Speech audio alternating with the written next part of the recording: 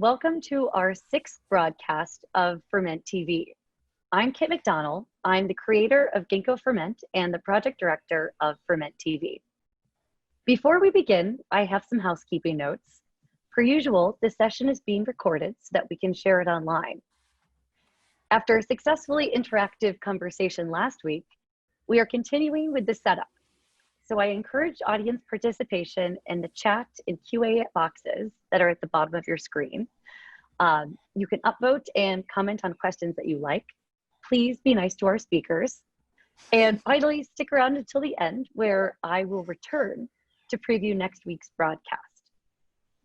For those who are new to Ferment TV, we're an experimental space for virtual gatherings by Ginkgo Bioworks in partnership with London-based agency Faber Futures.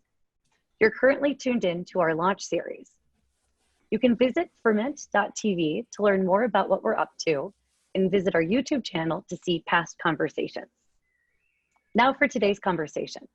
We're focused on the theme of belonging, nurturing diverse ways of knowing and doing.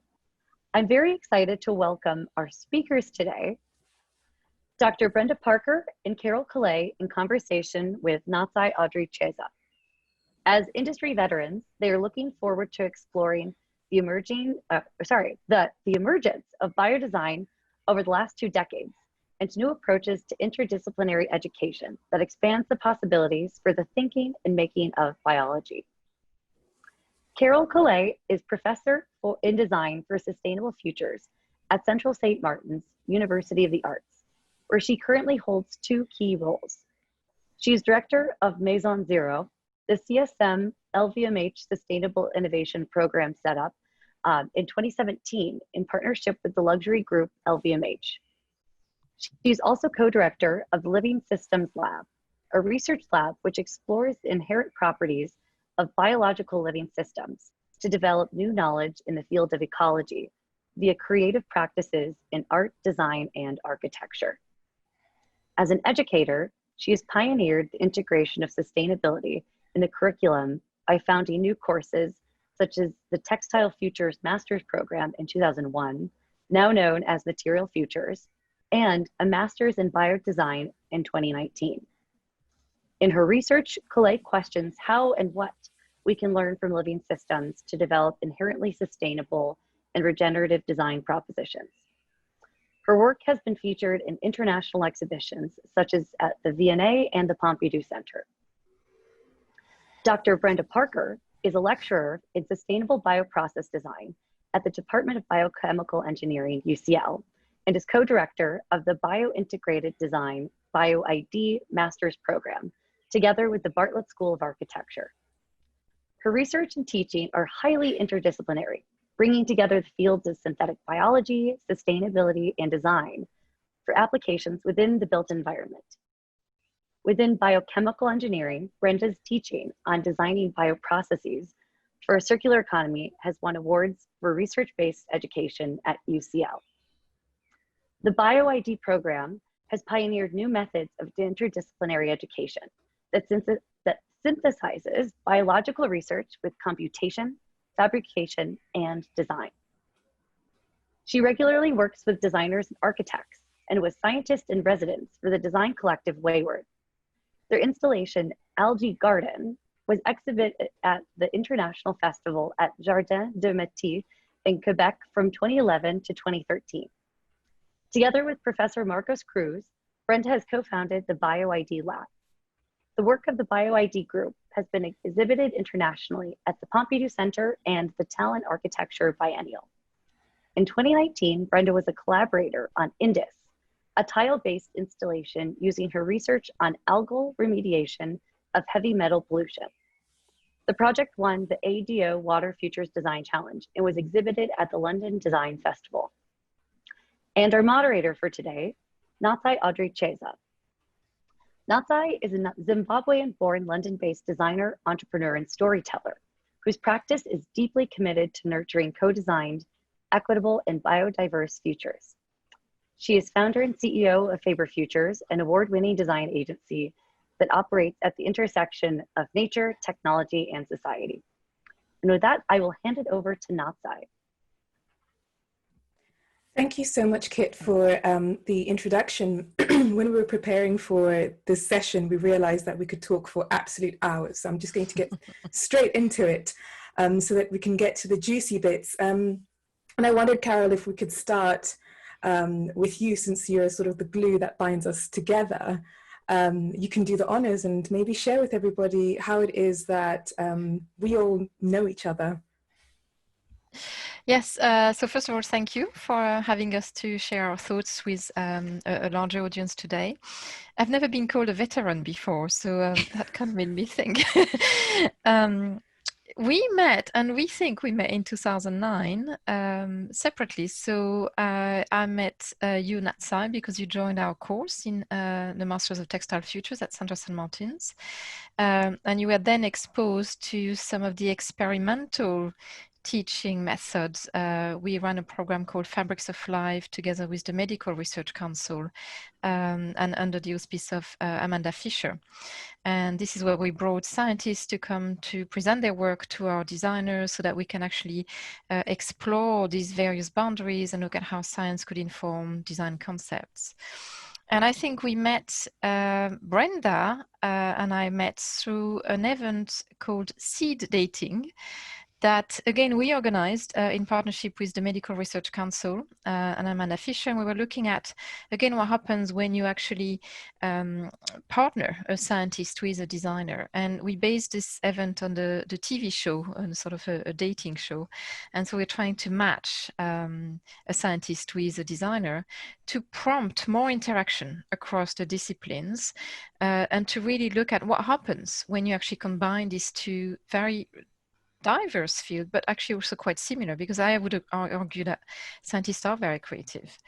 And I would argue that designers can be really engaging with systematic research and experimental research. So it was very interesting. And this was a time when I was really pushing and trying to explore what can we learn from biology that can feed into sustainable design.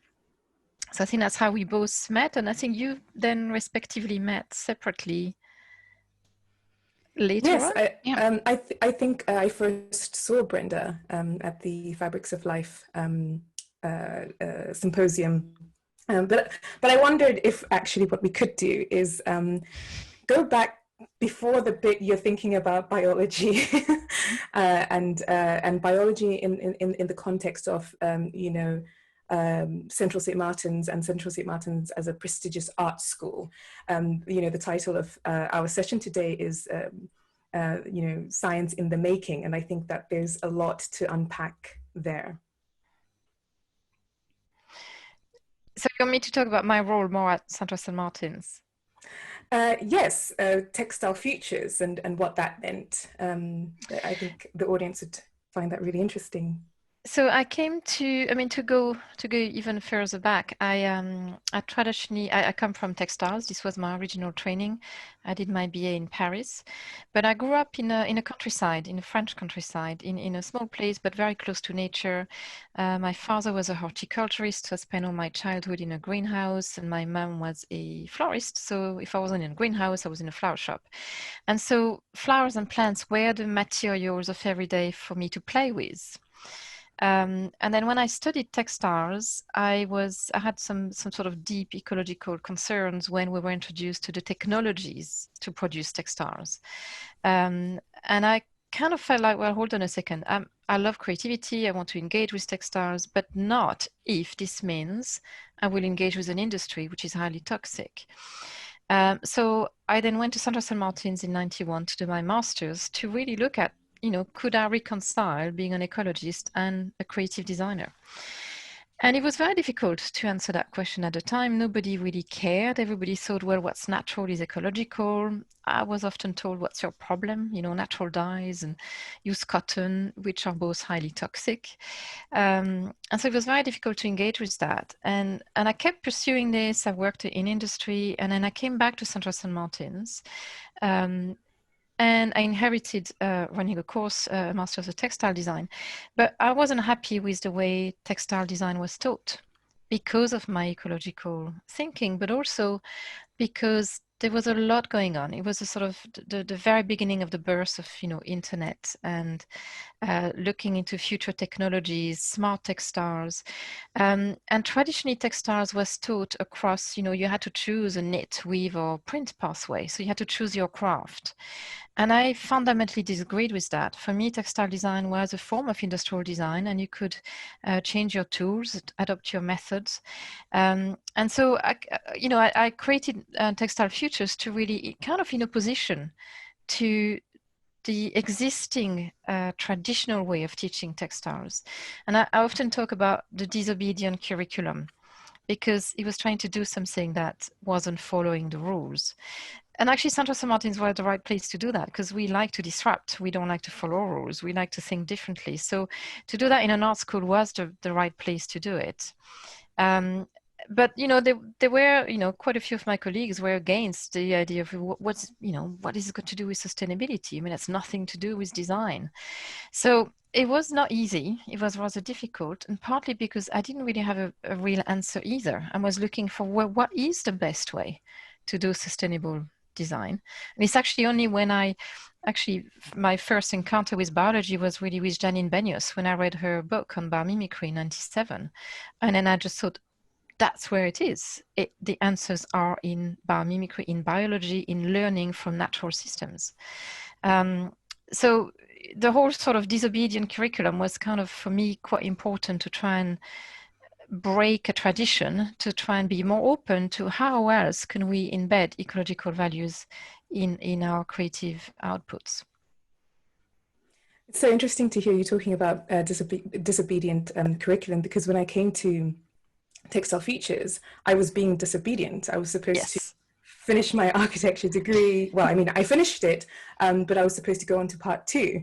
And I remember saying to my parents, I don't want to do that. I did a dissertation on textiles and fashion for architecture. In that paradigm, I was being disobedient. So I feel like I definitely came to the right place, but I also definitely found the right people, at Textile Futures to help me disobey. But Brenda, like, you are so disobedient. I'm very disobedient. just listening to all of this, you are a scientist who is architecting biological futures in all sense of all of those terminologies. Maybe you can share your crazy story. Yeah. So I'm trained as a biochemical engineer. So very much interested in the applied sciences. And I was really fortunate in the final year of my degree. I went to Caltech and I spent a year. And what that showed me was 2 kind of amazing things. One was this kind of research-based education where everyone was in every lab. It didn't matter. I struggled so much the first term. I said, what is this place about? You know, and I remember I went to Jared Ledbetter. He works on termites. He teaches microbial ecology. One of the most profound influences, I think, in my life and also in my teaching as well. And I said to him, I don't fit into any boxes here. And he said, Brenda, we don't have any boxes.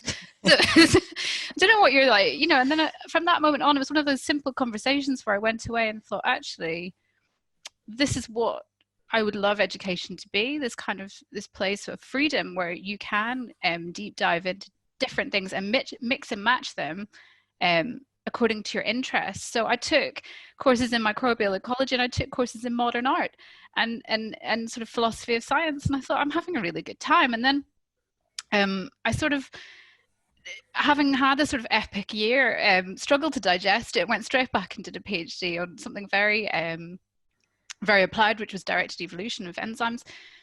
But after I'd finished that, I knew that was not a field I wanted to stay in. I could see that this was not kind of what I was looking for. I was missing a kind of element of creativity. And anyway, I ended up doing this postdoc on algae, which I had never worked on before, at the University of Cambridge. And as I began to work with this material, with these amazing organisms, I realized that it's so difficult and it's got so many possibilities. I thought, finally, I find my mode. This is what I really enjoy.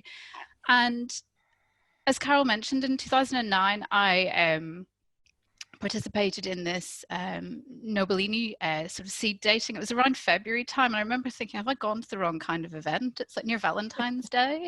This is weird. But I met Heather Ring, who is the founder of Wayward Plants, as they were known at the time, and we had pitched, we had met at this event, got on terrifically well. I was like, I've never met anyone who'd be interested in algae before, and I just thought I'd never met an algal scientist to be interested in working with a designer before. Anyway, we pitched this idea for an experimental garden for the International Festival at Matisse, and we were selected and we built this garden, and it was one of the most profoundly interesting experiences, because sitting down with Heather and Cineva Fredericks, who's the other designer of the garden, and having what were effectively, I suppose, design tutorials where you sit down and people show you references and you kind of, you know, you vibe off that. And I thought, I really like this. How can I do more of this? And I guess as time went on, I got involved with another EU project, which gave me a means to come back and meet Carole again and organise an event which was called Living Designs, which actually Natsai spoke at.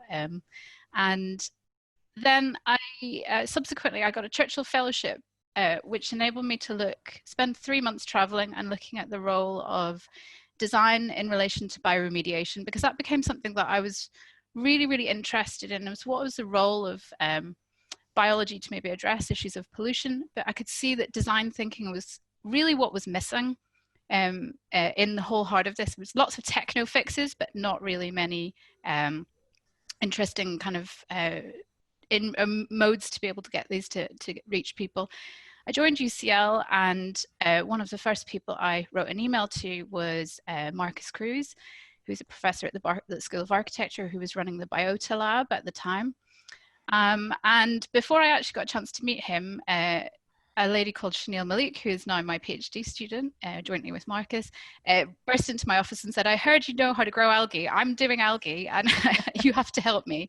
So the first time Marcus encountered me, I was actually in the lab at Biota. And I said, okay, you're here now.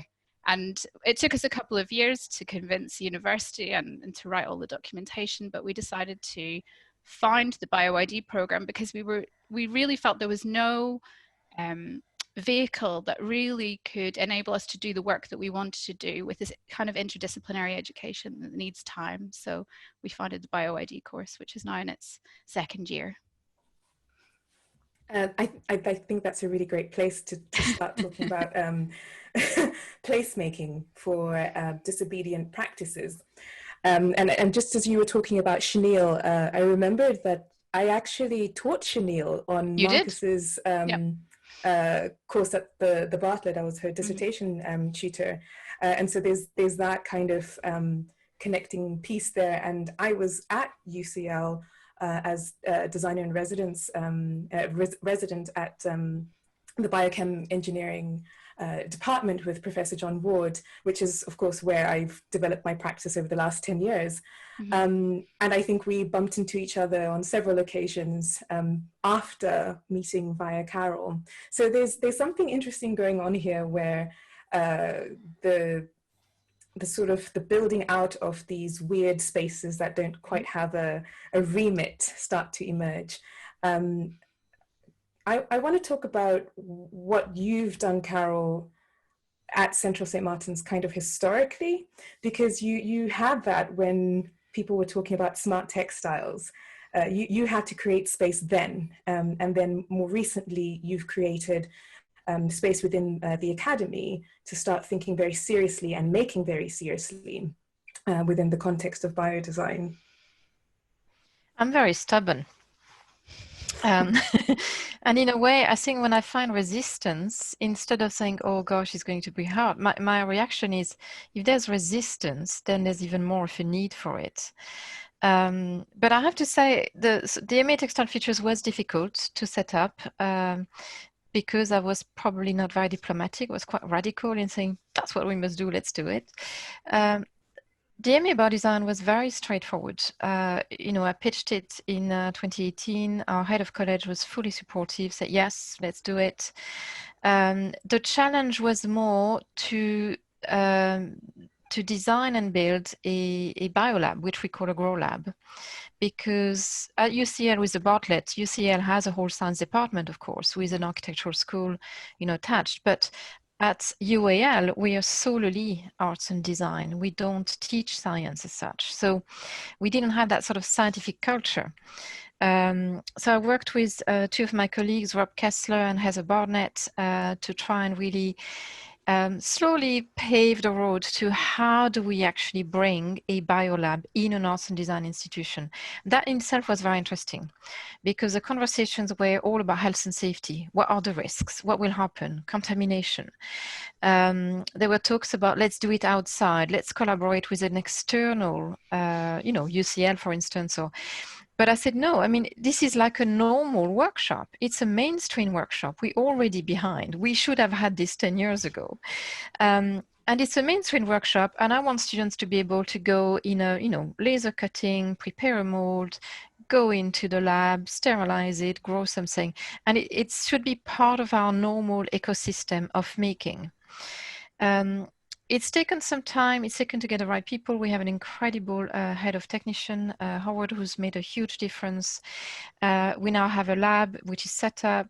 Shem Johnston, our technician, has done a great job in looking at how it's setting up a biolab for designers.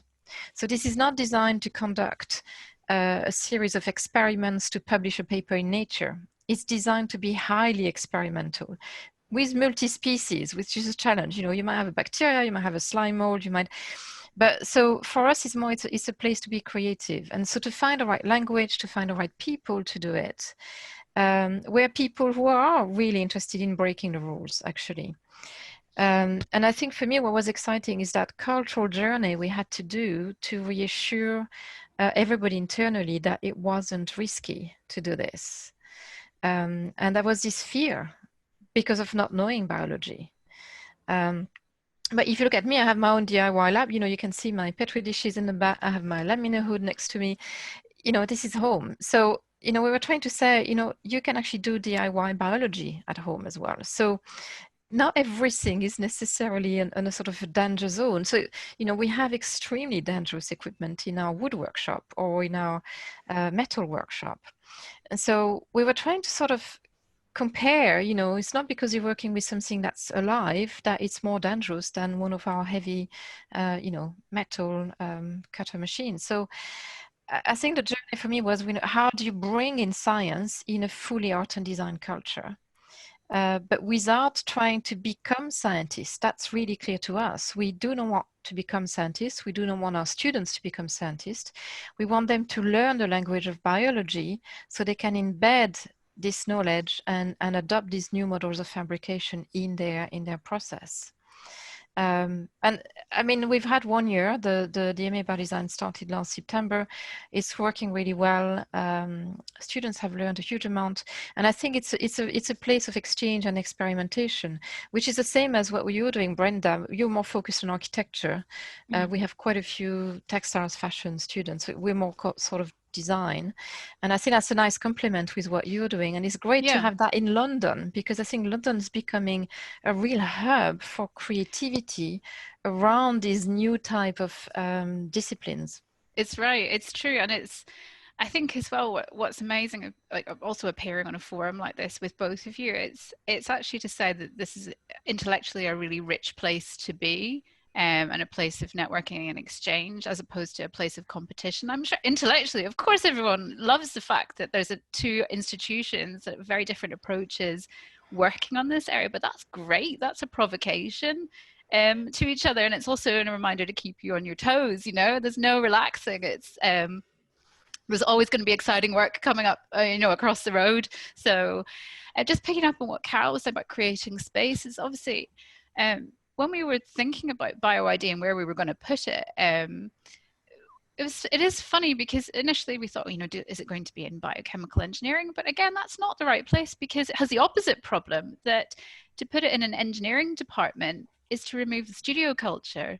And that's not right either. And on a program where we also take in scientists, we need to be able to also have a way to bring them into the kind of the design and the making and fabrication as well. So we're based at Here East. We built a lab which is trying to obviously have all the gear of a lab. I mean, lab equipment will always look like lab equipment. Unfortunately, it gives things a certain appearance, which, you know, and as Carole said, what you really want is people to go down to the workshop to laser cut something and then bring that upstairs. You know, we have Petri dishes as a language, but actually in a few years' time, I think we'll only really use those for basic experiments, and those will be left behind as we develop our new sort of tools and ways of working. But how you create that space and the architecture of that is actually very important. You can't just parachute in a designer, you know, into a fully biochemical engineering department and expect them to do their magic. You know, well, Natsai will know some of the challenges of this, because you need to create as well a sort of interstitial space where neither discipline, if you like, I don't know if we're in disciplines anymore, I don't know what we do, it's so merged, but we need to create something else in between where the communication can be facilitated. And I think the other aspect that I know both, actually both of you, I know I've discussed with is this notion that, you know, the whole biodesign field has evolved very, very quickly. I mean, I know when I started getting into it, actually it was more around 2007, I was talking more about design and living technology. You know, I think William Myers coined the term biodesign, but I was really interested in the idea of, because design works with technology, what happens when you work with a living technology? And there's been a lot of expansion. You can see it. There's a lot of interest, nearly too much hype around that field now. And I think what you, Brenda, and us felt at CSM as well was like, we really felt that we needed to have a critical stance and bring a bit more academic rigor in that sort of fast growing discipline. And I know at some stage I was getting a bit fed up seeing a lot of blob, you know, what I call blob is a lot of people saying, oh, I'm just doing a little something. And I've done a few workshops in various places about biodesign where, for me, it's all about that quest for ecology and really looking at how we can learn from biology and from biofabrication processes that could become alternatives for current toxic chemical processes. But in quite a few workshops I've been to, I've heard people saying, I didn't know biodesign had anything to do with sustainability. What's the link? Why? No.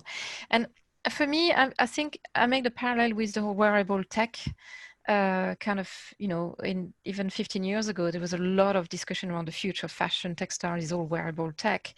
And that led to a lot of gadgets, but that didn't need too much more than that. And I was really worried that we would have the same gadget thinking in the field of biodesign. Yeah. And I just thought, well, that's not going to take us anywhere that we need. And so the idea of these two courses as well, I think, is to bring that academic thinking, that research-led teaching, where we can really push the boundaries of that new field and really critique it and you know, dissecate it and say, well, that's not working, that's not good enough, or, you know, because there's not many conferences that have that critical stance on this particular discourse, because it's so new, it tends to be very celebrated. Yeah. Without saying, well, that actually is really problematic. Where's the ethics in that? And so I think I think what's great is to have both the Bartlett and CSM, it's to have this, okay, we want to really think through the rigor of this new discipline. I'm really glad you mentioned this word, rigor. It's something I was thinking a lot about today. If anyone's ever read the work of Carole Collet, she has an amazing blog about interdisciplinarity and what it means to run an interdisciplinary program, as he founded the Bachelor of Arts and Sciences at UCL. And he's written a lot about kind of the perception of rigor when you do an interdisciplinary program, because it's often perceived to be a bit light touch, a bit flimsy. But he would argue that actually it's doubly hard to be interdisciplinary. And the notion of rigor in a program like a biodesign or a bio-integrated design program is about sort of the intellectual challenge. It's about working at a very detailed scale. And as Carole said, it's working with a critical mindset as well, like being able to question what you're doing, and maybe not just congratulating yourself because you've been able to make it, as Carole says, blobs of, you know, sort of whatever it is, protein that you're doing that day or whatever biomaterial that you happen to be working, but actually to situate that in the real world and examine it as, you know, as a design practice, but also maybe use it to provoke some of the more accepted modes of working in science, which I think I'm tremendously excited about, is how the design is then influencing the science, and this dialogue then that becomes perpetuated. So I suppose we're maybe leading on to something that side that, you know, you wanted to kind of maybe get into, is why do we have to do biodesign at a university anyway? Yes, yeah. Why is it being done at the university? What does it mean for it to happen at the university? These are sort of big questions. But perhaps to scale it down a little bit, it's helpful to give people a sense of who is, you know, applying for MA Biodesign, who is coming to the Bartlett. What are their expectations? How is the curriculum being built to engender this departure from the gimmick? How is that dialogue between people who have different knowledge systems actually, in a way, helping you write the curriculum and develop it as it evolves? Yeah. So we had this fun time writing the course because we wanted to write, you know, the kind of structure that was sort of rigorous enough looking to get it through the UCL system, but to give us enough space to be able to create what we wanted underneath the hood, and the flexibility to be able to respond, as you said, Natsai, to the people who come every year. So in this early stage, I guess, and especially in the first year, we had a tremendous group of very kind of brave people who signed up for a program there was almost no information about at all.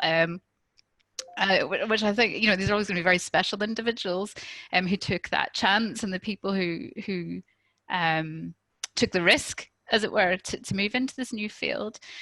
And I think firmly we're trying to build this kind of idea of this kind of constructivist mode of education where it's not about me transmitting knowledge, me emptying the contents of all my biological training out of my head and giving it to you. It's a master's course, and indeed a post-professional master's course for many. So they are coming with their own expertise, they're coming with their own individual backgrounds, their life experiences as well, their political beliefs, whatever it may be, and using that in a conversation with us.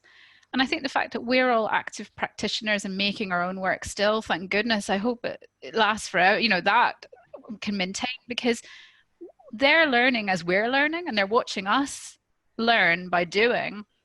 And I think that's a really important part of this idea of the education as a discourse, rather than a kind of top-down didactic, you know, pursuit of, you know, acquisition of facts, which I have no interest in that kind of form of education, and it never served me very well, because everything I learned by doing later on.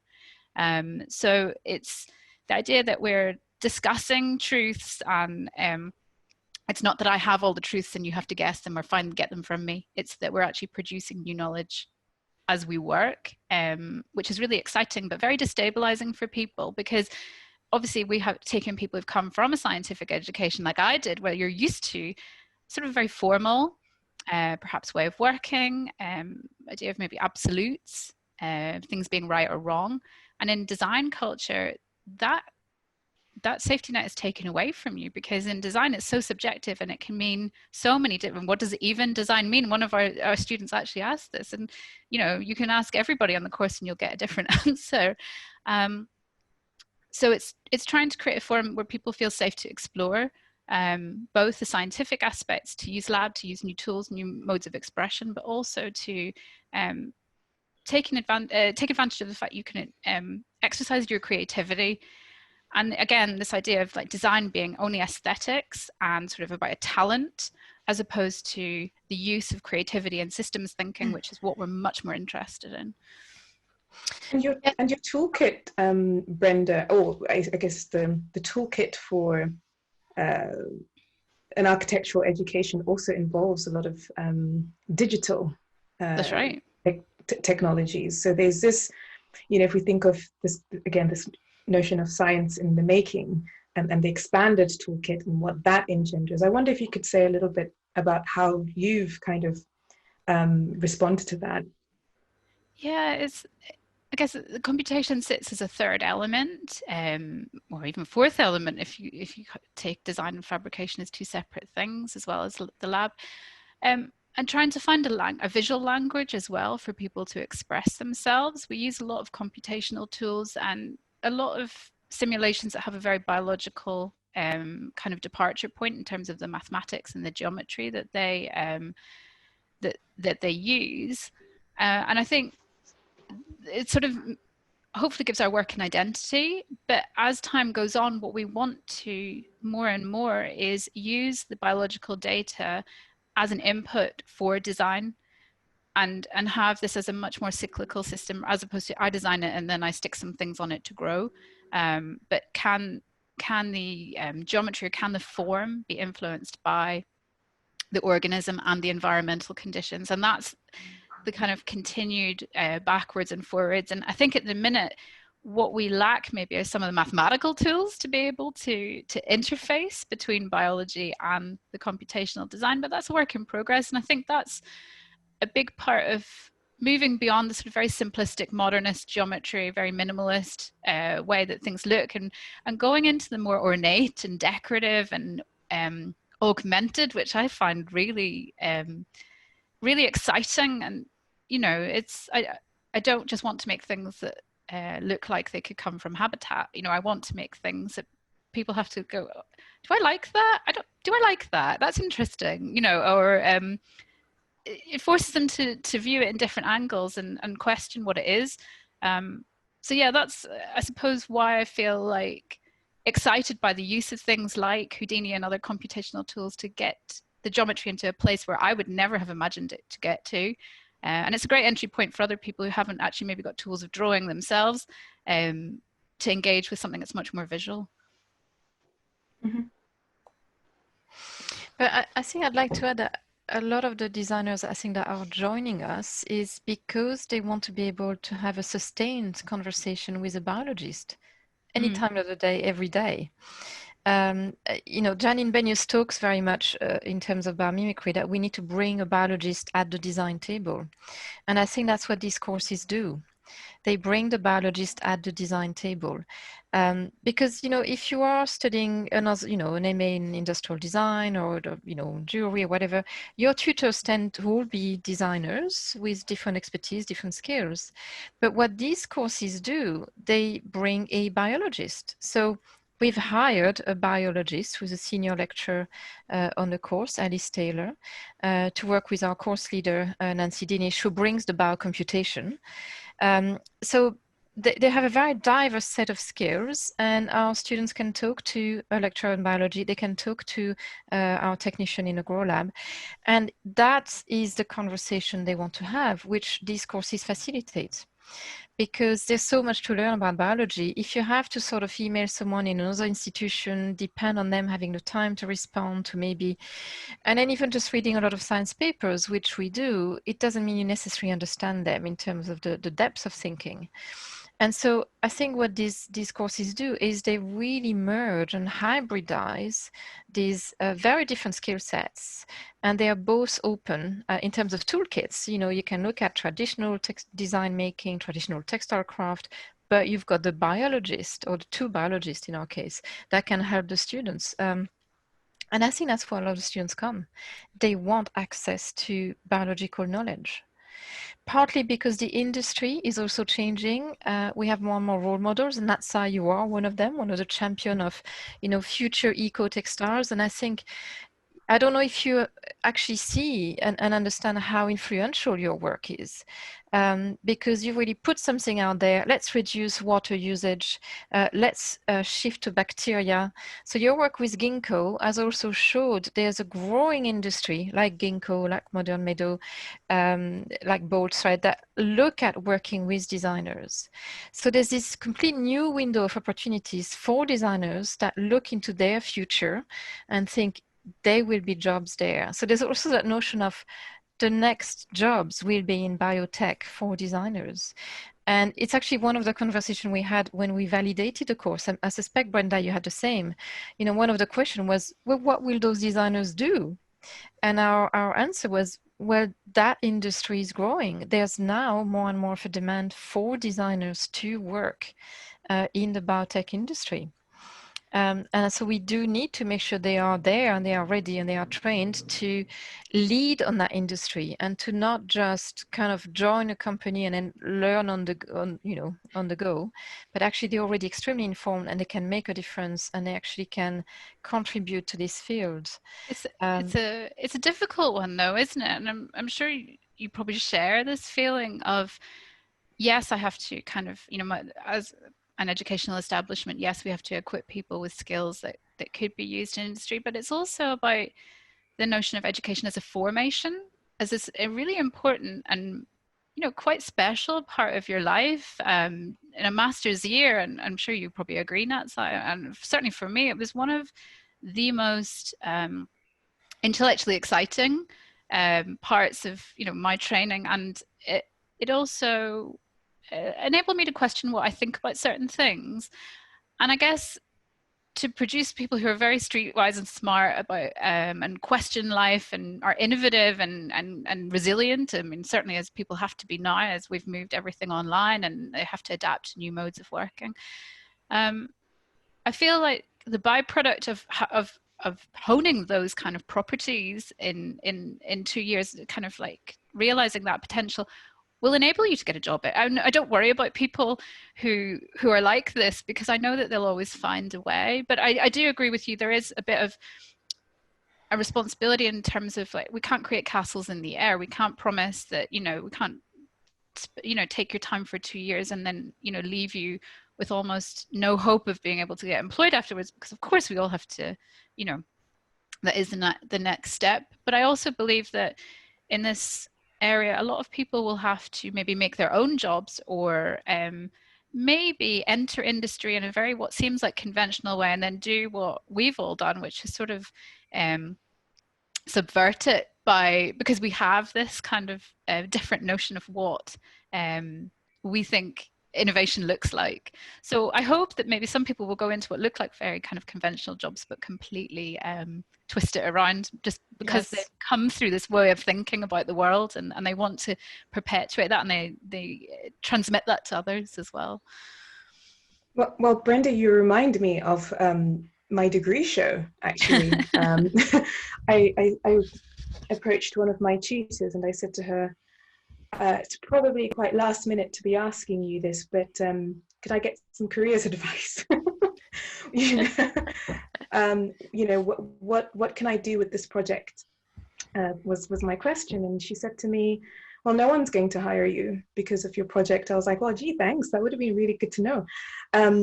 You have to create your role. And it was the best piece of advice I've ever been given, because I knew that the territory that I wanted to go into didn't have an industry equivalent, and that a lot of people wouldn't have known necessarily where to put me, and that there were certain limitations on industry. And I'm constantly thinking about that today as we start to see these amazing students graduate. Where do they go? And because their education is aligned actually with design theory, it's aligned with fundamental questions about the kinds of societies we want. To what extent do they necessarily want to go for a job in what, as it is today, are conventional industries? How do we equip them to become founders? How do we equip them with the knowledge that they're gaining from these practices that are incredibly unique, to have the confidence to become founders in of themselves? And I mean, I don't know if that's a question or a commentary, but I wonder if this is something that's baked into a curriculum, or if it's more about the ecosystem that's around the curriculum. I think for me, it's definitely more about ecosystem. You have great people and you nurture them, and then you put them in the right place. And I think a lot of the way this conversation started was about networks and networking, and what our role is as well to enable people to build those connections with people who can trust them to take those next steps. So Yeah, it's funny. Earlier on today, I was with an amazing lady, Iris Anderson, who runs the Bio Ladies Network, and we were talking a lot about how to create alternative networks to grow people up. And the idea of leadership being not just, you know, me being the famous one in the course, but me being actually surrounded by a lot of other people who've come through and become even more successful and have pioneered other things.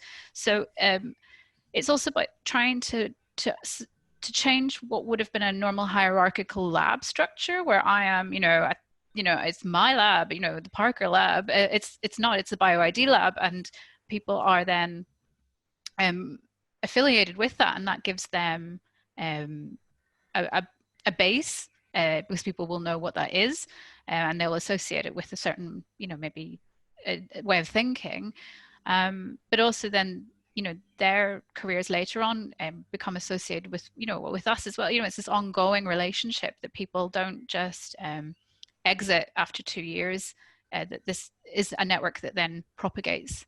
So that people find it easier then to navigate their way out. But yeah, certainly for the first few years, people will have a very interesting time trying to explain what bio-integrated design is. But hopefully when they see their CVs land on other people's tables, they'll be so intrigued, they'll want to meet them and interview them.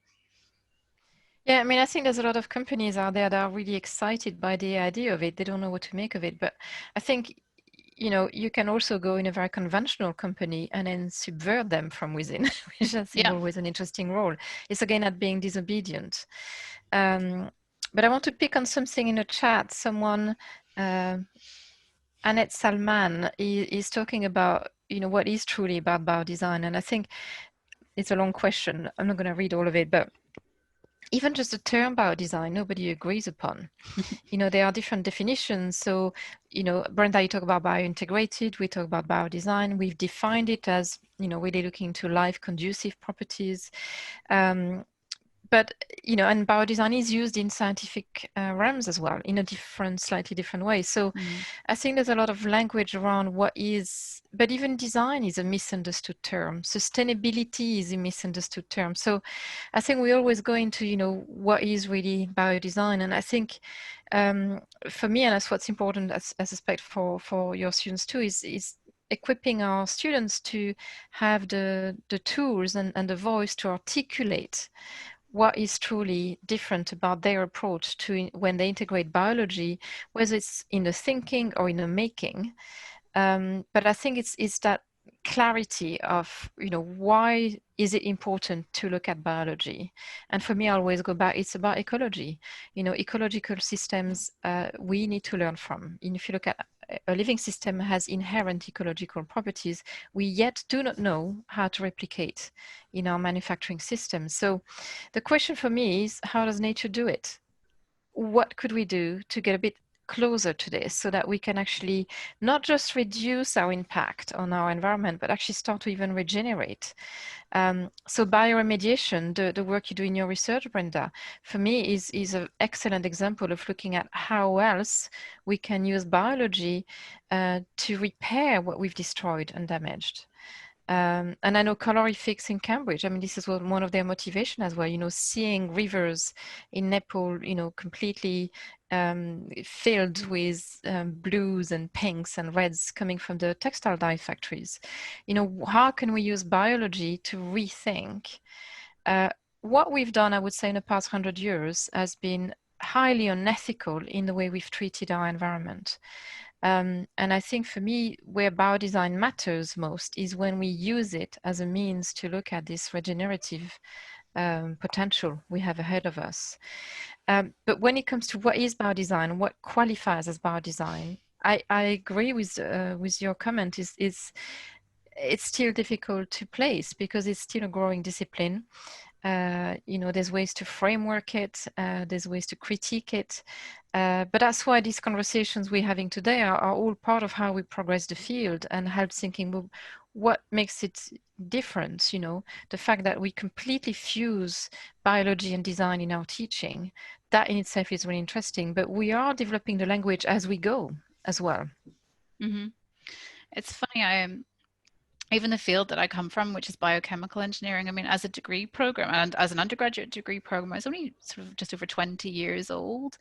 And there was a paper, I think it was in Nature, where they described at this conference, you know, the first biochemical engineers being, you know, taught. And they're like, what is this sort of everyman? You know, he won't be able to do anything. And it's this fear of the interdisciplinary, which I find extraordinary. It makes people really uncomfortable. Well, what are you? You know, are you a scientist? You know, are you a designer? But I wonder, I mean, the label biodesign is a difficult one, and we've had many conversations about whether or not it's even appropriate, because is it design or is it biotechnology? You know, can either encompass elements of the other. And to only work in the kind of cul-de-sac of biodesign, and that's a nice piece of biodesign, but it's not a very useful object, is sort of, you know, that's sort of, again, like the idea of patting yourself on the head. But to kind of come away from those scaffolds of putting it in a certain space and calling it biodesign, and moving bravely out into other places and saying, well, actually, is this valid? You know, or are we just actually really, you know, nice and privileged and having fun at university, which is also okay. But I don't think that's the ambition any of us really has. Is, you know, of course we want to enjoy ourselves and out of academic curiosity explore different things. But I think a lot of us are motivated by a more a desire for a more systemic change in the way that things are done, for more environmental justice, and to question maybe some of the kind of power structures that are there. And the means that we choose to do it is by using biology or biotechnology. So perhaps in 10 years' time, we don't need the term biodesign, but for the moment, so that we can help people understand the interdisciplinarity of what we're trying to do, I think it's useful, but I feel like it'll fall away as we develop a different type of vocabulary. We've got lots of conversations around the term sustainability. You know, is it useful? Is it overused? Is it tired? And then there's times I think, you know, it's better to talk about climate emergency or climate justice or biodiversity collapse. But sometimes, you know, if you talk about sustainable fashion and if you call it climate fashion, it doesn't work. So there's still sort of restriction in the language. So I think I agree with you. Biodesign will be overused and will be misused, but it will have a place where it's still the right way to talk about something. I think it's actually symptomatic of a culture that's quite utilitarian to call something bio-design and put it together. It's a thing. And when I think about when that happened and the kinds of project spaces that opened up, and you know, it's really wide what lives there. But I think that there is a slight problematic in its utilitarianism that is focused primarily on how nature does something, and isn't necessarily asking the wider whys, the wider whos. And just thinking about the conversation Drew Endy had with Daisy Ginsburg last week, when we're talking about the toolkit, the incredible toolkit that won't potentially change anything, because we're not thinking about ecology in the context of the social realm. Who are the people who live in this ecology? What is this Eden that doesn't seem to have people in it? And when we start to think of the people, who are they? We're in the midst of a civil rights movement by, you know, way of Black Lives Matter. And it turns out most of the people on this planet aren't included in this utopia, in the past, in the present, and apparently in the future too. If we think about COVID-19, and the gross inequities that it reveals, the inequities it's going to create, the subsequent economic challenges, and the power dynamics that are mediating how that plays out. Again, biodesign just feels a little bit insufficient as a practice so far, because it's not necessarily bridging the ecological with the social realm in a way that is necessary in such urgent times. And so I'm sort of referencing the rest of Gabby's question And she asked the question, there's a lack of conversation around people and policy. Mm-hmm. And I think this is part of how we start to think about having a holistic way of nature in context, because we are part of nature. And I hope that we are still around. Yeah, absolutely. And I think Gabby's point actually picks up something really valuable, but the circular economy does not equal the bioeconomy. No. Which is something, you know, we often conflate the two terms, and it's not necessarily, you can go to many circular economy meetings and never hear biology mentioned once, actually. So but because we're such big believers in what we do, we maybe overinflate its importance to the outside world. And I agree with you, Natsai. Sometimes it can feel a bit inadequate, like, you know, I'm making these things with algae, but the world is still a mess, you know.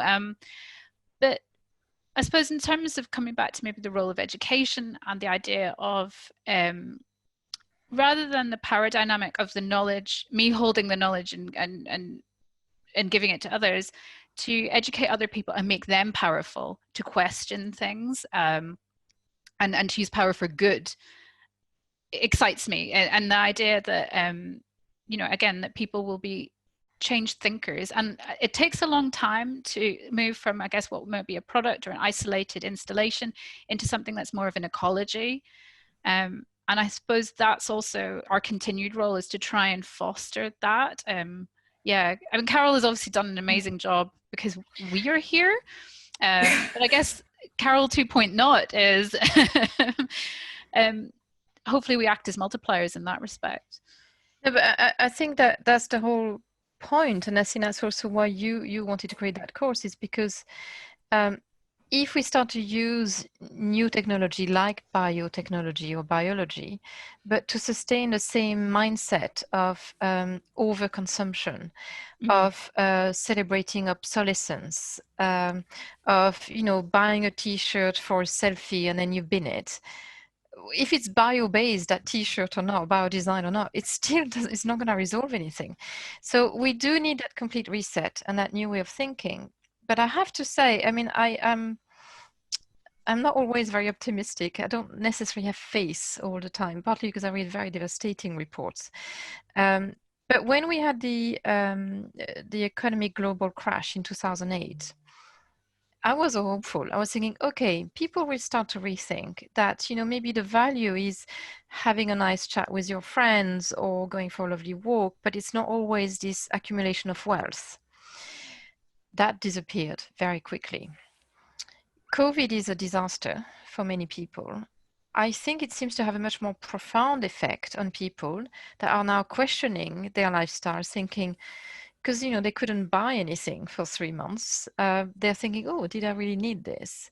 So I'm hearing a lot of lovely stories of people wanting to rethink their lifestyle because of what happened with COVID.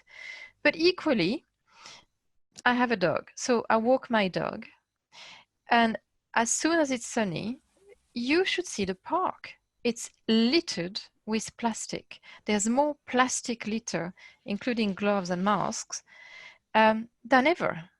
And this is, you know, a generation of people that goes on the street to demonstrate for climate emergency with Extinction Rebellion, that will be demanding more.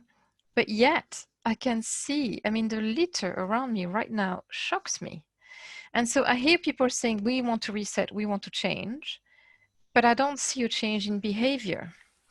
So yes, education's part of it, but I think what we need to start to value more is that I think to be a good designer, you need to first be a good citizen of Earth. And without that understanding and notion of ethical citizenship towards people, so that goes into the whole Black Lives Matters, you know, respect, tolerance for anybody, any gender, any ethnicity, and for every other species that share the same oxygen as we share on the planet.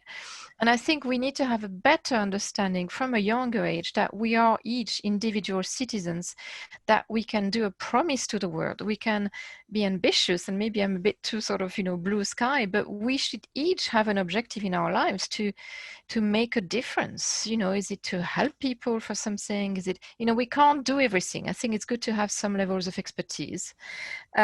But I think that notion of citizenship isn't ingrained enough in us.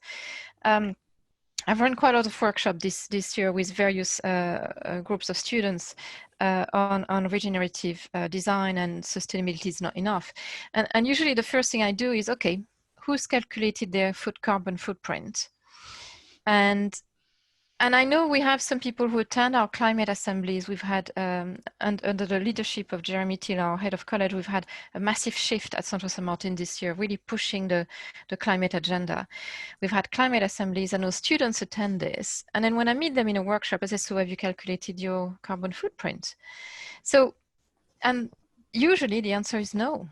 So they are demonstrating, they are asking for us to do more, but as an individual citizen, they're not thinking, what can I do? Have I checked? And so I think we need to reconcile the two. You can't be a designer that tries and engage in systemic change if you're not also thinking about that citizenship. And it's not easy. I mean, you know, for me, for instance, I have pets. When I do my carbon footprint with my pets, they're meat eaters, not good.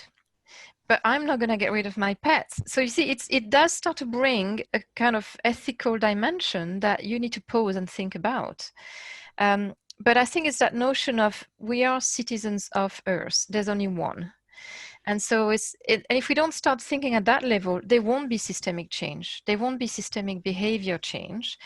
And no matter how much we try and educate, you know, even when we do educate, I find that there's a disconnect between this notion of you know, ethics and citizenship and design. And I think we need to reconcile that. Yeah, I think just to, I mean, very quickly, to pick on your point of like sort of citizenship and the role of education as well. I think one of my, I don't read autobiographies very often, or biographies very often, but Wangari Maathai's story and the profound effect that spending the time in the US had on her and the opportunities it created for her. And then she went back and became, again, like this fantastic, disobedient person, and through her tree planting programs, and how subversive and how controversial that was at the time, and how many problems that she created for her personally as well. And I just, when you were talking, Carole, I just, the barriers to education, and certainly postgraduate education, are many. We probably don't have all the people I would love to have on the course, because they're simply not even getting undergraduate degrees, or they're not realizing that this kind of education is for them, whether it's because design or architecture typically has a certain profile. And I hope the more that we try and kind of muddy these boundaries of what is the field that we're working in, but hopefully we can invite more people into this conversation, because what's fascinating is having a lecture on photosynthesis and having someone from Syria there, someone from Iran there, someone from India there, and everyone's got something different to say, and it's fantastic. You know, that to me is enriching as an educator, and as someone who I could imagine if I was on a course, you know, as someone who grew up in Northern Ireland, you know, it explodes my mind, you know, like the experiences of others and their perceptions of others keeps me excited for what I do. No, absolutely. As predicted, we have run out of time, and still there's so much to say. Mm-hmm. Thank you so much, Carole and Brenda, for being so generous with your time today. I'm so excited that we could have this conversation. It's always nice to have it in fragmented ways, but to come together like this is extremely special. So thank you for the time that you've shared with us today. I don't know if you have any final thoughts, but I think I just would like to say I agree with Heidi. I think that this field, whatever we call it, is still too Western centric. Mm-hmm. And that needs to change. And I think of myself, I need to start to be much more proactive around how can you make that change. Mm-hmm. 100%. Super. Thank you. Thank you so much to Carole and Brenda for this wonderful conversation. It was really, really powerful. I'm already excited to rewatch it and pull out different things from what you both were saying. But before I go into detail about next week's episode, where we transition to designers who are putting into practice Carole's wish for sustained conversations with biologists. I'd like to extend my sincere thanks to Natsai and Christina Agapakis and Laura Venn, Joanna Mann, Camille Thierry, Magda Almalco, and Marta Ubers. And so for next week, I'm excited to share that we'll be featuring Sital Solanki, founder of the practice Matter, and Maurizio Montalti, founder of the studio Officina Corpusculi, and the co-founder of the fungal design company Mogu, who will be in conversation with Christina Agapakis. They'll explore design as cultural technology that can probe, articulate, and construct new paradigms for the design of biology within its social and ecological context. Please visit Ferment.tv to sign up for our newsletter and to keep up to date with forthcoming broadcasts. Take a look at our YouTube channel to see past conversations, and thank you all for joining us today. See you next week.